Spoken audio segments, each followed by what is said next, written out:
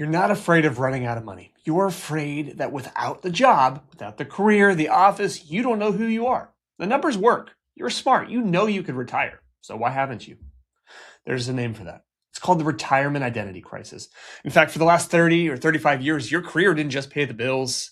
It answered the most fundamental, most significant question a person can ever ask about themselves, which is, who am I? See, retirement removes that answer on day one. And if you haven't built something to replace it yet, the money doesn't matter. The freedom doesn't matter. In fact, none of it matters. Most financial plans, they stop after the numbers, but nobody asks what comes next. Nobody asks what you're going to become. Nobody asks what you're actually walking and working towards. That's the identity side.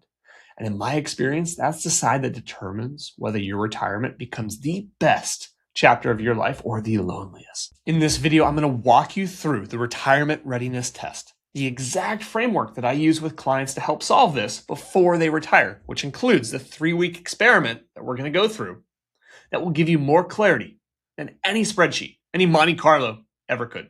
I'm Nick Covio, certified financial planner with Swell Financial, where we help families within 5 years of retirement get their plan right before they retire. So without further ado, let's dive into it. You know how many times I've heard, I'll figure it out once I retire? That's a trap. Figuring it out once you retire is like planning to learn how to swim after you jump. Doesn't work. Here's what I've seen working with over hundreds of families throughout this exact transition. It's that the first 12 months of retirement are often the most disorienting time of a person's adult life. And it's not because they ran out of money. It's because they ran out of structure, purpose, a clear sense of what they were going to do. It's like eating dessert. Dessert's a great thing, but too much of it, you're going to get sick. And with retirement, without a plan, too much free time, not a good thing. And, I'm not there myself, not quite retired, but I could tell you, I imagine that transition into retirement, it's something like when me and my wife brought our son home from the hospital. You see, everything that came before that still existed, but life never looked the same again. And the identity crisis in retirement, it doesn't wait until you're ready. That's the trap. It shows up whether you're ready for it or not. And in my experience, the people who handle it well, they're the ones who retire and genuinely thrive. And they didn't figure it out after. No, they built the answer before they ever turned in their badge. Now, the retirement readiness test, it has 2 parts. Part 1, the financial side. Most of you watching this, you've already figured that out. You've run the numbers, you know the math works, and we're not spending time there today. And if you need help, I have a whole library dedicated to helping you on that front. Now, part 2 is what this video is all about. It's the questions I sit and walk every single client in my office before they retire exactly through. Before we talk about withdrawal strategy, what to invest in, taxes, we go here. And it's, who are you now without your job? And I know that question may sound simple, but that's a very difficult question to sit with. In fact, most people have never sat with that. And the ones who haven't are the ones who end up like the client I mentioned in the last video. $2.5 million, no plan. 6 months later, they're retired and miserable. They're back at work part-time. They don't know what to do. And so by the end of this video, you're going to have a concrete framework for answering that exact question. Plus, you also have a 3-week experiment that I'm going to give you that you could run right now while you're still working to test drive your retirement. Now, your career, it gave you 5 things. Now, these are things you've probably never thought about because you've never had to. But the first one is structure. It's a built-in reason to get up at 6 or 7 o'clock every morning. The second one is status, a place where your expertise was deeply valued and respected, and you earned that. The third part that it brought to you was social connection. It wasn't just a job. You had a team, you had coworkers, people that leaned on you, that needed your judgment. That's important. And next, it gave you purpose, real problems that had your name on them, that you had to solve, that you showed up for every day. And lastly, is identity. It's a clear, confident answer to the question of who am I at my core? You see, retirement, it removes all 5 of those on day one. And here's the part that matters most for people like you. The higher you climbed, the more tethered your identity became to your title. You worked really hard. You earned this. I see it all the time with directors, VPs, engineers, lawyers. You built something real, and you don't know how to let go of that when you retire. And when you lose your primary framework through which You understood yourself for the past 30 years. That's not weakness. Please don't hear that. That's not a character flaw. This is what happens when you're deeply engaged in meaningful work for a long time. And so this retirement identity crisis, it's the gap between who you were at work and who you're becoming next. And most people, they fall in that gap. They never make it to the other side. They're never prepared for that. I have 3 questions for you that I want you to work through. It's what I go through with all of my clients to focus on the identity side. And these come from George Kinder, who helped build the life planning movement in the financial services. I've used them again with all of my clients before they retire. And I want you to write these down. Take them seriously. These are not questions to answer in your head while you're watching YouTube. Take some time, maybe a dedicated morning, to go through these. Now, the first question, I want you to imagine that you're financially secure, that you have all the money you'll ever need. The question is, how would you live your life? Would you change anything? I want you to let yourself go. Do not hold anything back. Write it all out. I want you to describe a life that is complete and richly yours. Question 2. This time you visit the doctor who tells you that you only have 5 to 10 years left to live. Now, the good news is that you will never feel sick. The bad news is that you'll have no notice of the moment of your passing. What will you do in the time you have remaining? Will you change the way you live your life today, and how will you do it? Notice here what changes. What gets reprioritized when that timeline all of a sudden gets shorter? Question number 3. Your doctor calls you again, and he informs you that you only have 1 day left to live. Ask yourself, what did you miss? Who did you not get to be? What did you not get to do?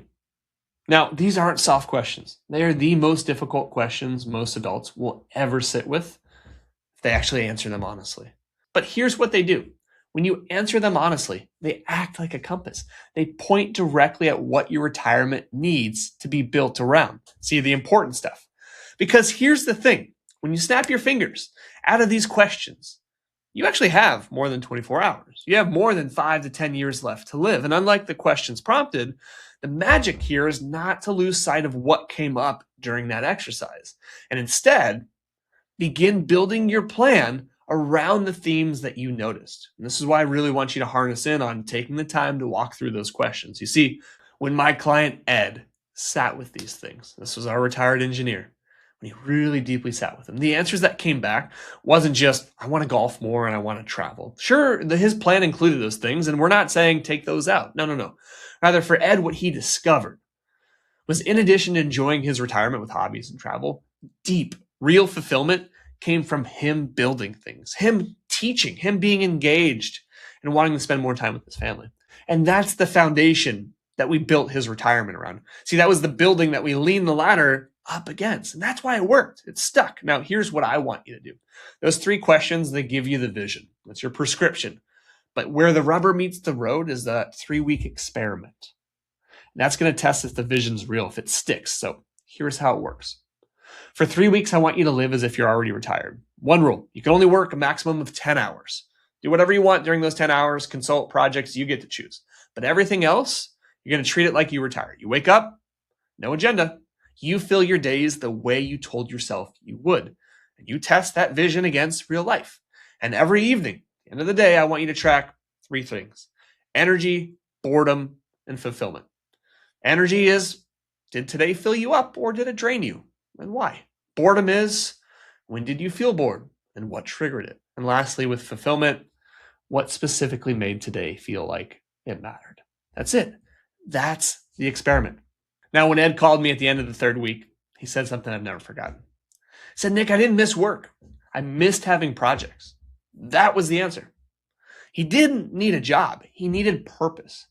He needed to build things. He needed to feel useful and engaged. And see, once he knew that, we knew exactly where to build his retirement, how to build it. It wasn't a schedule. It was a life. He retired 6 weeks after that call. Not because the numbers changed. Nothing actually changed there, but because he knew what he was walking towards.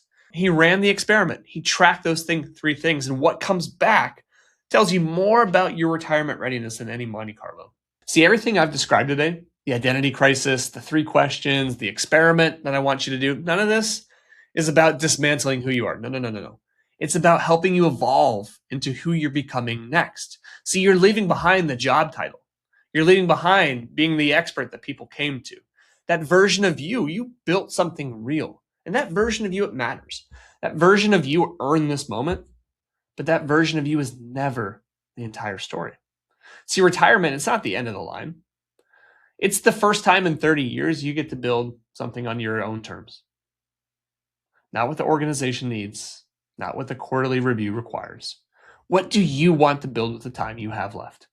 While you're healthy, while you're sharp, while you're with the people you love that are still here. That's the question this whole retirement readiness test is really asking. And the people who answer it before they retire, keyword there, before, not after, are the ones who will look back 75, 80 years into their life and say, I have a rich and fulfilled life. In fact, every client that I work with now goes through these exercises before we ever open eMoney, Right Capital, tax software, because the financial plan, that's the easy thing to build, but it's the life plan. It's what you do next after retirement. That's the thing that changes everything. And so if you still have doubts about this and how this fits into your plan, if you're really going to go through it, I want to challenge you. You didn't get here without a plan. You got here by being intentional, by planning ahead, solving hard problems before they became a problem. This is the same skill that is now applied to the most important aspect of your life. Retirement's too important to wing it. And so what I want to do with you before you watch the next video, write down those 3 questions. Not on your phone, actually in a piece of paper, in a journal. Give yourself a full morning to sit with them honestly. And if you're 3 to 5 years out from retirement, consider running that 3-week experiment. Now, here's what we'll address in our next video. There's a pattern I've noticed about retirement, about people who do retire really well. It has nothing to do with money or net worth or even hobbies. It's the difference between people who are retiring away from something and people who are retiring into something. And those sentences, they sound almost identical, but the outcome, completely different. So in our next video, I'm going to walk you through exactly what the distinction looks like in real life and how to make sure you're in the right category before you ever turn in your badge and give your notice. So I'll see you in that next video.